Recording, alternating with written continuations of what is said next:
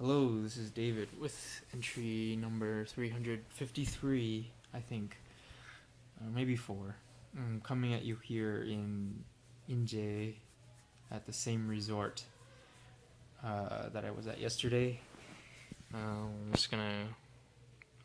Well, obviously, if you're watching, you've known that I haven't been able to post because this place doesn't have Wi Fi, doesn't give us Wi Fi, so. Uh, yeah, so I'll just be uploading all of these on Sunday when I get home or Saturday. Today we went to the DMZ and got to see, or we didn't go to the DMZ. We went to where basically at this tunnel where the North Koreans burrowed into or tried burrowing into South Korea, but South Korea like stopped them, I guess. So that was cool. You kind of saw the boring chamber where they built the tunnel that interceded the North Korean tunnel, and that was cool because you got to see kind of the ground marks and stuff like that. And then when you went to the North Korean side, you saw how they basically just blasted through, and it was just dynamite and death essentially. Um, well, the only sad part, I guess, was seeing the South Koreans, because they respect animals so much, sent a dog through the tunnel, and it was destroyed by a landmine. So, but because they respect their animals so much, they put a little bronze statue up that is forever there. Um, Basically rained all day today, so there wasn't a lot to do.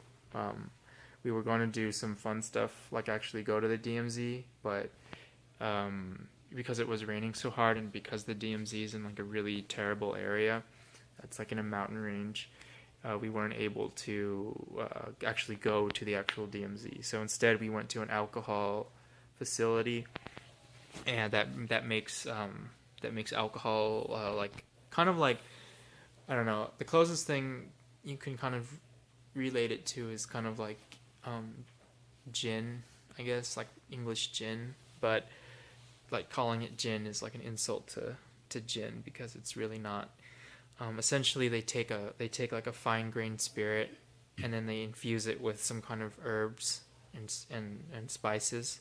This particular one was infused with a pine mushroom, which means that it was infused with disgusting fungus.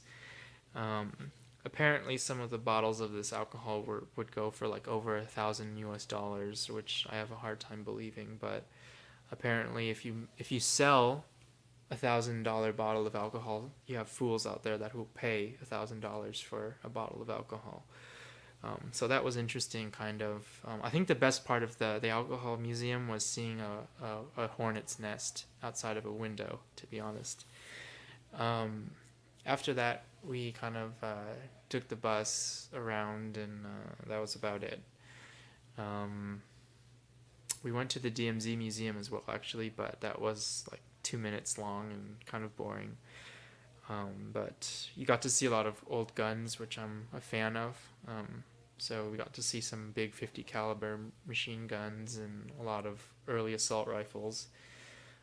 In the Korean War was when they started to really to actually implement the M1A1, which was kind of like the predecessor to the M4A1, and the M1A1 is kind of like a revolutionary gun in terms of like warfare. It was like one of the first really good all around battle rifles that could shoot like an automatic and stuff like that. So that was pretty cool to see those. It's cool to see those.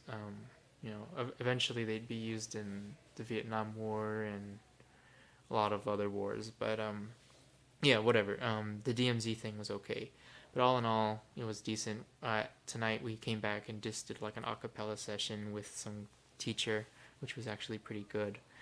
But other than that, it was an okay day. I think this orientation is pretty fun because they're making a lot of activities, but they're not giving us a lot of opportunity to kind of meet with other people.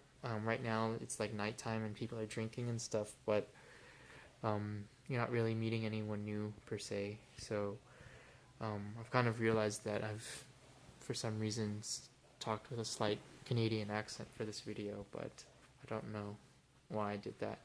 So I'll talk with you tomorrow. We're going to Sokcho tomorrow, which is another city up north by the beach this time. It's like 45 minutes away from Gangneung. So should be good. Anyway, that's about it. Thanks for watching, and I'll talk with you tomorrow.